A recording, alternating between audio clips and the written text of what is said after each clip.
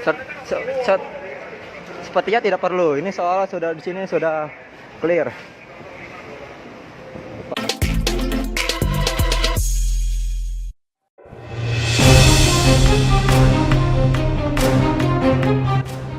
Sebuah gedung di Jalan Mangga 2 Abdat RT 004 RW 07, Mangga 2 Selatan, Sawah Besar, Jakarta Pusat terbakar pada Sabtu, tanggal 16 Oktober tahun 2021, sekitar pukul 18.10 waktu Indonesia Barat. Dugaan sementara, kebakaran terjadi karena korsleting listrik. Saat ini Dinas Penanggulangan Kebakaran dan Penyelamatan Jakarta mengerahkan 15 unit mobil dan 60 personil untuk memadamkan api. Pemadam kebakaran mengalami hambatan berupa sumber air yang penuh dengan lumpur. Sepertinya tidak perlu.